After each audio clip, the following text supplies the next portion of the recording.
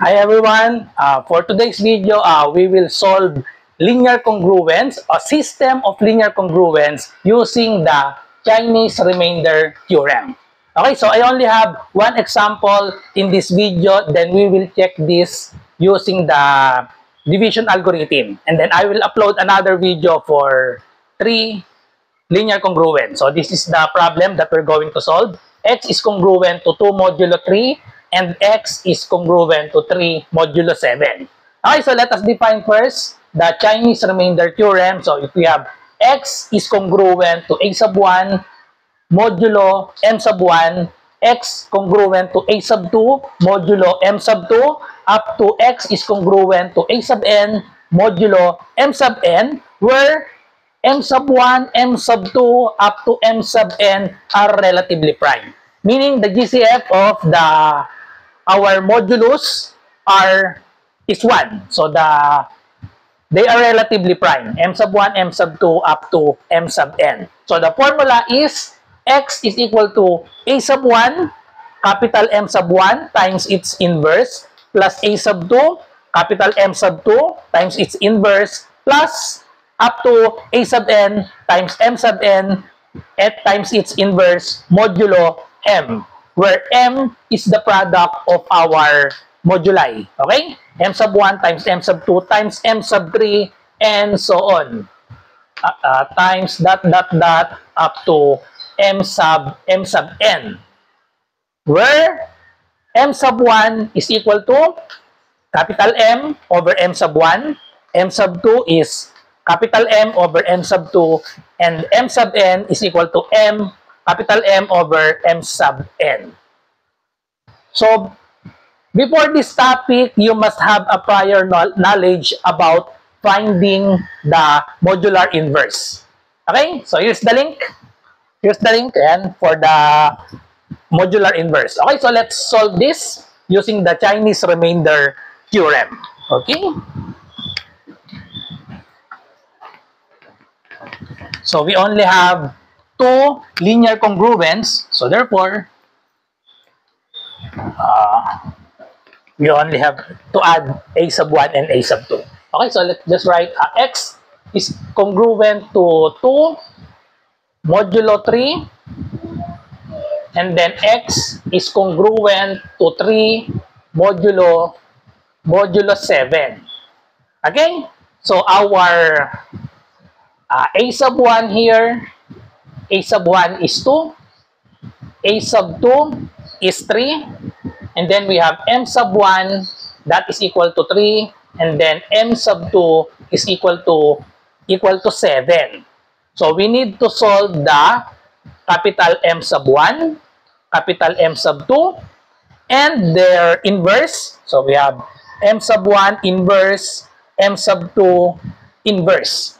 So first, we need to solve the m. So, capital M is equal to the product of m sub 1 times m sub 2. So, that is 3 times 7. So, that is equal to 21. And then, for m sub 1, the formula for m sub 1, capital M sub 1 is equal to capital M over m sub 1. So, that is equal to capital M is 21 divided by m sub 1. M sub 1 is 3.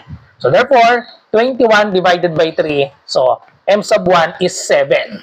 Then, we will solve its inverse. And then, for m sub 2, this is 7. For m sub 2, so the formula is m over m sub 1. So, the value of m is 21 over, or sorry, this is m sub 2. So, m sub 2 is 7. So, 21 divided by 7, m sub 2 is 3.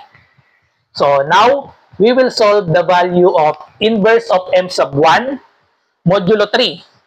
Ayan, modulo 3. And then, m sub 2 inverse, so modulo 7. Okay.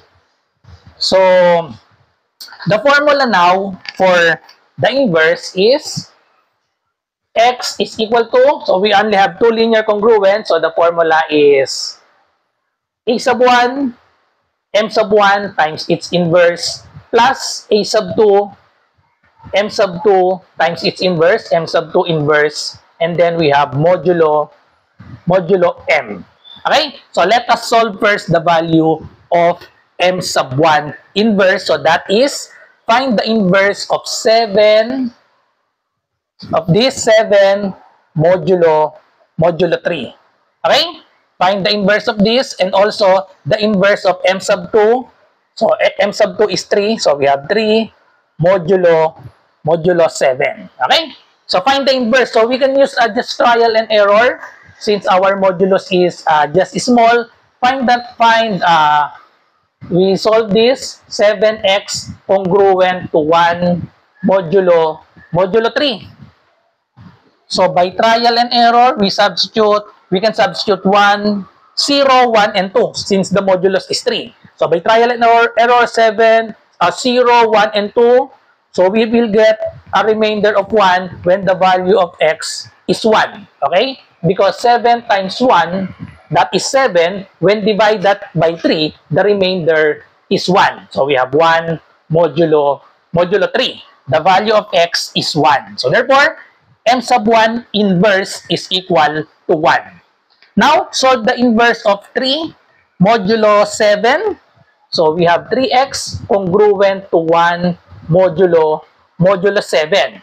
So we can substitute 0, 1, 2, 3, 4, 5, and 6. So by trial and error, what is the value of x here?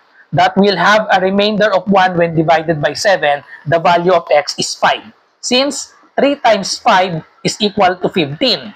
And 15 divided by 7, that is equal to 2. And then the remainder is 1. So therefore, the inverse of 3 modulo 7 is equal to 5. Now, let's substitute all the given to this formula, Chinese remainder theorem.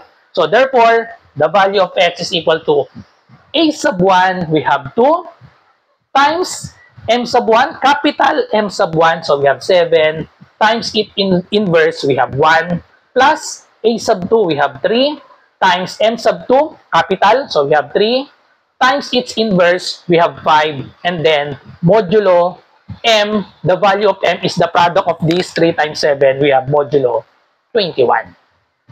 So let's simplify. X is equal to 2 times 7 times 1, we have 14, plus 3 times 3 is 9, times 5, we have 45, and then we have modulo 21.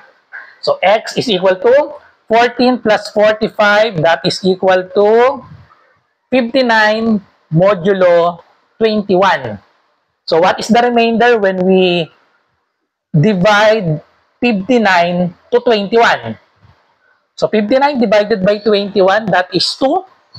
So we just need to subtract 21 times 2, that is equal to 42. So subtract 42, therefore the value of x is equal to 59 minus 42 is 17.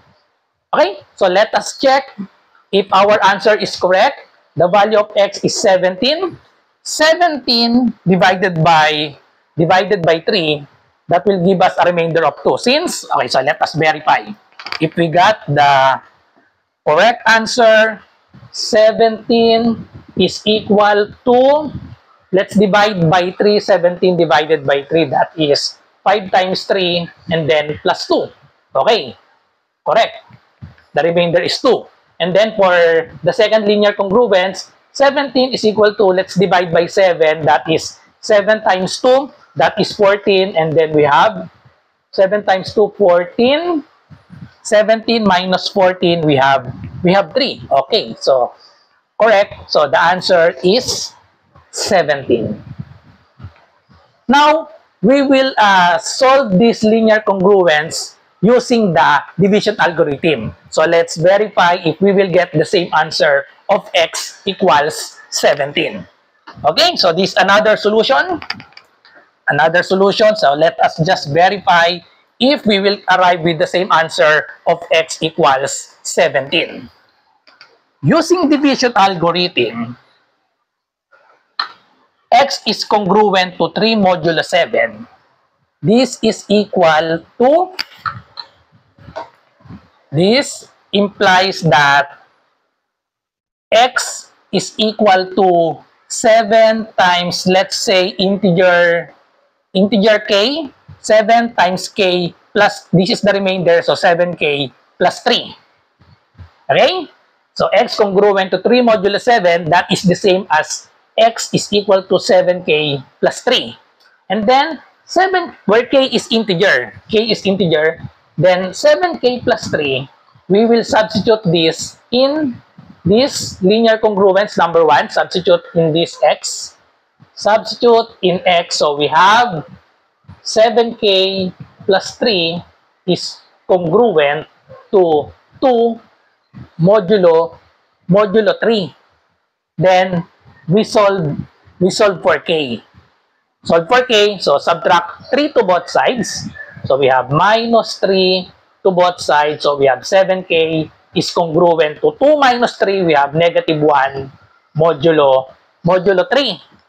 Then, we need to replace negative 1 by a residue that is divisible by 7. So just add 3.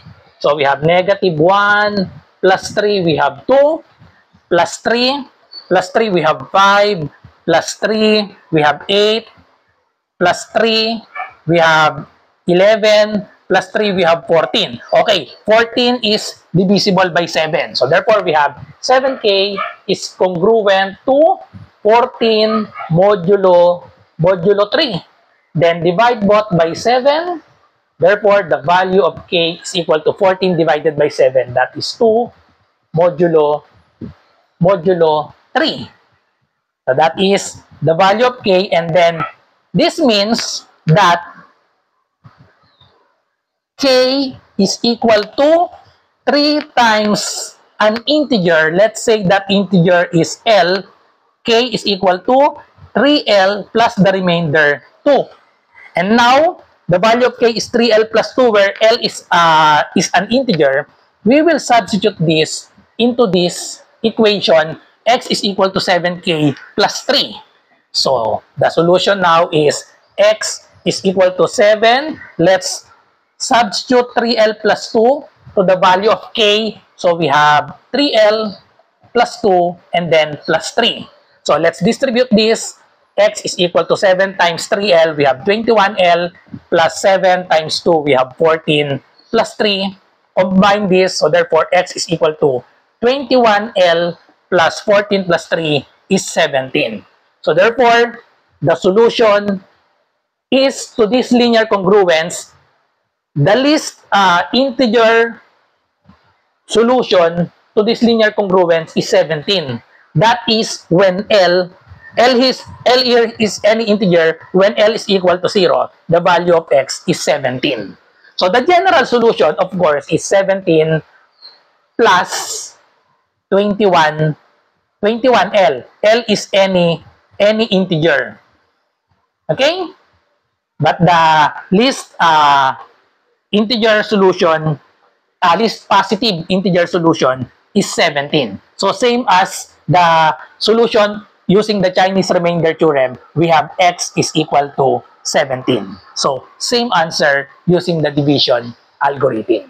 Okay? So, see you on my next video for finding the solution of linear congruence.